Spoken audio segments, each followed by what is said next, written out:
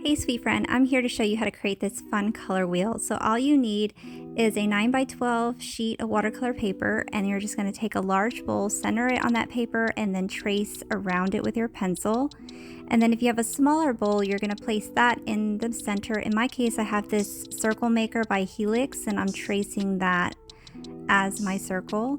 And then what's great about this tool is you can create other circles, so I'm creating another smaller one in the center of that one. So you've got 3 circles total, and then you're going to divide your entire circle by 12 equal wedges or pieces. So that's what I'm doing here. That circle maker actually makes it very easy to do, and then I'm just going to go ahead and create my wedges with a ruler.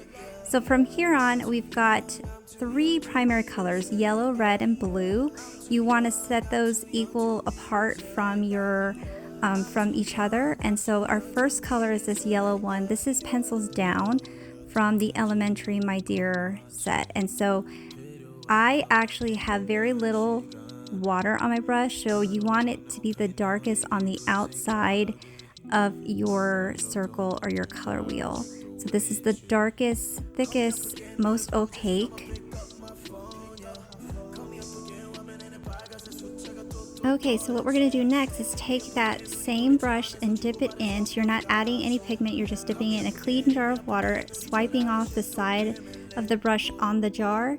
And you notice that now the value is a lot lighter of this color. So that's what you want to put right on the same wedge, right beneath your darkest one.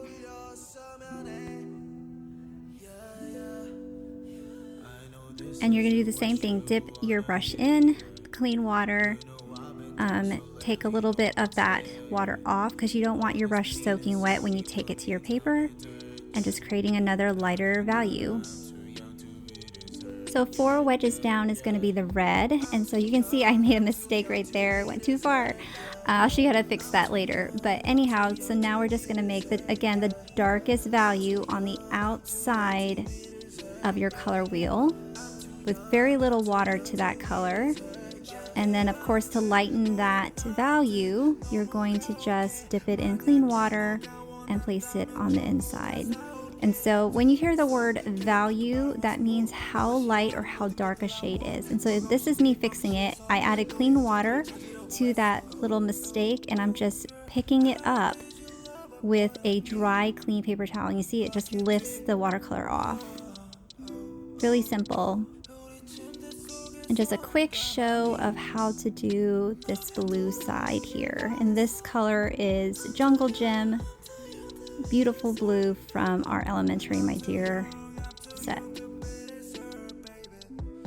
Now once you're done with our primary colors, I'm going to show you how to do those colors in the middle. So you take the 2, which is the blue and the yellow, and you add more of the blue and a little bit of that yellow, mix it on your palette, and put it right next to the blue. So because I'm using more blue pigment, it's going to sit right next to the blue. I only added a teeny bit of the yellow to create this gorgeous deep blue color. Again, just lightening up that value by adding some clean water to your brush. Another tip is if you have too much water on your brush, you can always dry off your brush a little bit on a paper towel and then take that dry brush to the water on your page and soak it up. Really simple. So now I'm just adding a little bit more yellow because again, we're going towards the yellow, so you're going to add more yellow to that mixture that's already on your palette to give you a different hue. And if you hear me say hue, a hue is basically your different colors and different things like that. So if you have different shades or a darkness or lightness to a color, then that's going to be your value. But you'll hear me say different hues, and that's basically a completely different mixture of colors. Now for this last one, we're going to add way more yellow because it's closer to the yellow, and a little bit of green. So you're going to see this gorgeous olive green color that comes from this. This set is so versatile. There is a reason why it is my absolute favorite of all the sets that we sell. You can just make some really pretty colors with it. So not only do these color wheels look amazing displayed in your studio, they're great references to help you when you're deciding what colors you want to use on a piece. So I hope this was helpful and I hope you love the end result of your color wheel.